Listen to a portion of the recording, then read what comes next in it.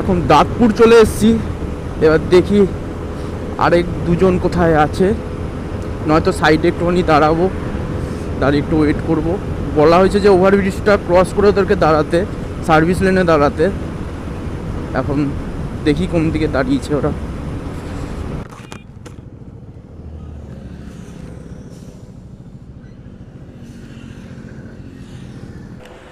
তো বাপ্পাদা সাইড চলে এসছে।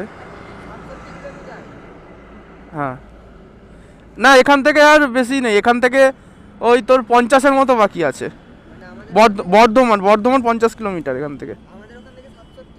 হ্যাঁ, না 80-র মতো, 80-র মতো। খ্যাপা আগে চালাবি এবার, আমি আর যাচ্ছি না, আমি সবার লাস্টে। এবার এগিয়ে যাবি, হ্যাঁ এগিয়ে যাবি, আমি সবার লাস্টে থাকবো। তো সাহিল আর বাপ্পাদাও চলে এসছে। এখান থেকে দুর্গাপুর 114 কিলোমিটার, বর্ধমান 46 কিলোমিটার। সোজা আমরা এখন দাঁড়াবো হচ্ছে বর্ধমানে। আগে অয়ন আর ঋত্বিক চলে গেছে, আমরা একটু পেছনে আছি। ওদেরকে বলে দেওয়া আছে বর্ধমানে দাঁড়াতে।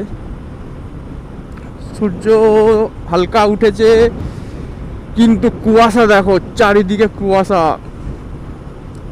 ওইদিকে একটা কারখানা আছে, কারখানাটা কিছু দেখা যাচ্ছে না।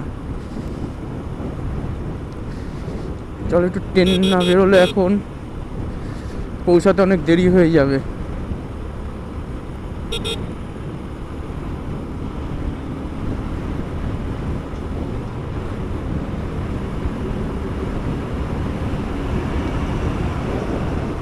আমাদের প্রথমে প্ল্যান ছিল সুগন্ধা হয়ে, মানে দিল্লি রোড হয়ে সুগন্ধা হয়ে বাপ্পাদাকে নিয়ে তারপরে আমরা এনএইচে উঠবো। কিন্তু তারপরে দেখলাম ওই রাস্তা দিয়ে যেতে গেলে আমাদের প্রায় 1 থেকে 1.5 ঘন্টা লেট হবে। তো লেট যাতে না হয় ওই জন্য সাইলকে আমি কালকে রাতেই পাঠিয়ে দিয়েছিলাম। আর আমরা যেহেতু আমরা শ্রীরামপুর থেকে আমরা বেরোচ্ছি, তো শ্রীরামপুর থেকে আমাদের এই দুর্গাপুর হাইওয়ে ওঠার রাস্তা হচ্ছে 3টে। একটা হচ্ছে আমাদেরকে যেতে হয় ডানকুনির দিকে, একটা হচ্ছে যেটা বললাম সুগন্ধা হয়ে, আরেকটা হচ্ছে আমাদের বড়া বেগমপুর হয়ে। তো বড়া বেগমপুর থেকে আমাদের 20 থেকে 30 মিনিটের মতো টাইম লাগে।